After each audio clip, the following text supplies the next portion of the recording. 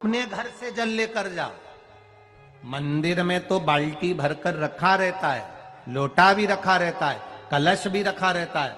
मंदिर का पानी भरकर, मंदिर की बाल्टी में से जल भरकर शंकर भगवान को नहलाना सरल है।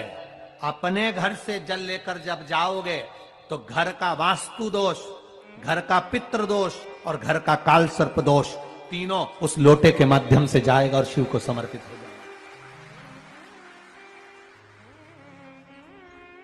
आज फिर निवेदन करूंगा इस नेपाल देश की पावन धरा से, डोलेश्वर महादेव की कथा में निवेदन करना चाहूंगा।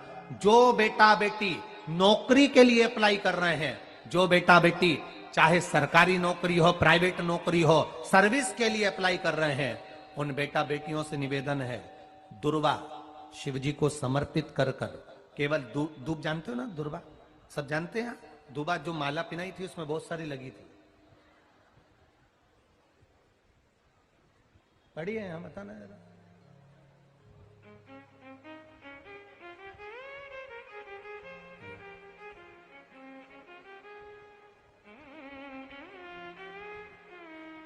दुर्वा, जो बेटा बेटी सर्विस के लिए अप्लाई कर रहे हैं, तुम मेहनत करो, पढ़ाई करो, खूब पढ़ो, खूब तैयारी करो, अच्छे से तैयारी करो। जितनी मेहनत तुमने पूर्व में करी उससे दुगनी मेहनत तुम करो उस नौकरी को पाने के लिए।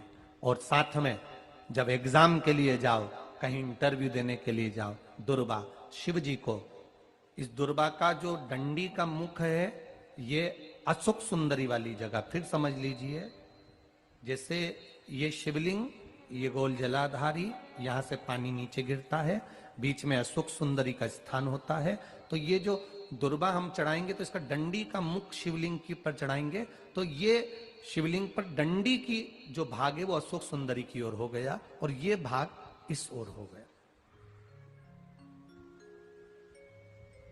शिव जी को समर्पित कर कर पहले दुर्वा चढ़ाएंगे, उसके बाद में देवाधिदेव महादेव को एक लोटा जल जो तुम घर से लेकर गए हो वो समर्पित करो। 3 महीना लगातार अपनी पढ़ाई की मेहनत करो, अपने इंटरव्यू की मेहनत करो और खूब अच्छा पढ़कर साथ में एक लोटा जल और दुर्वा शिव जी को भले 10 दुर्वा की जगह केवल एक दुर्वा चढ़ाओ, चढ़ाकर जल चढ़ाना, 3 महीने तक लगातार बाबा से प्रार्थना करना। विश्वास कहता है अगला पत्र तुम्हारा व्यासपीठ पर होगा, नौकरी लगेगी, निश्चित है।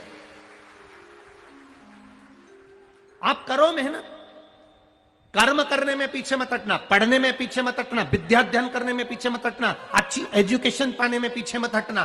पहले मेहनत अपनी करो। पूर्व में जो इंटरव्यू दिए हैं उसमें जितनी कमी रह गई, अगली कमी को पूर्ण करने के लिए अच्छी मेहनत करो, खूब पढ़ो, खूब अच्छे से विद्या अध्ययन करो और फिर बाबा पर समर्पित होकर जाओ, बाबा पर विश्वास कर कर जाओ, भरोसा पूरा कर कर जाना। इंटरव्यू देते समय अपना विल पावर मजबूत होना चाहिए कि मेरे साथ मेरा काल अधिपति महाकाल है, अब निकल कर मानूंगी। हम दुकान खोलते हैं, कपड़े की दुकान खोल रहे हैं, किराने की दुकान खोल रहे हैं, लोहे की दुकान खोल रहे हैं, भंगार की दुकान खोल रहे हैं, किराना की दुकान खोल रहा है, पान की दुकान खोल रहे हैं। हम दुकान खोलते हैं पर दुकान खोलने से पहले तुम्हारे 2 मन हो जाते हैं, चलेगी कि नहीं चलेगी, खोल तो लूंगी, चलेगी कि नहीं चलेगी। जिस दिन तुम दुकान खोलो 1 महीने पहले, 2 महीने पहले, 3 महीने पहले बाबा को दुर्वा चढ़ाकर एक लोटा जल चढ़ाकर नियम बनाकर जाना, 3 महीने बाद मैं दुकान खोल रही हूं, 2 महीने बाद मैं दुकान खोल रही हूं और मेरा विश्वास कहता है दुकान चलेगी।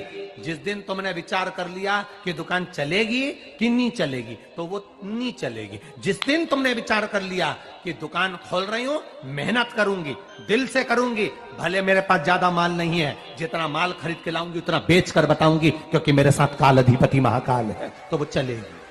विश्वास दृढ़ करो, भरोसा पक्का करो। जिस दिन तुम्हारा विश्वास दृढ़ हो गया उस दिन तुम विजय हो गए, उस दिन तुम आनंदता में हो गए। बच्चों का विल पावर कमजोर हो रहा है, दोस्त कह देते हैं सीए की पढ़ाई बहुत कठिन है, इंजीनियरिंग की पढ़ाई बहुत कठिन है, डॉक्टर की पढ़ाई बहुत कठिन है। साथ वाले ऐसे मत ढूंढना जो तुम्हारा विल पावर कमजोर कर दे। ये वाली फैक्ट्री खोलेंगे तो हो सकता है नुकसान हो जाए, इसलिए ये फैक्ट्री खोलने का मन नहीं हो रहा है। फैक्ट्री का सेटअप जम गया, सब कुछ जम गया, और मालूम पड़े, विचार करा कौन चलाएगा, कैसे होगा, कैसे चलेगी, तो वो फैक्ट्री कभी नहीं चलेगी। तुमने सोच लिया कि अपने क्षेत्र में नहीं है, मेहनत करूंगा, चार चांद लगाऊंगा,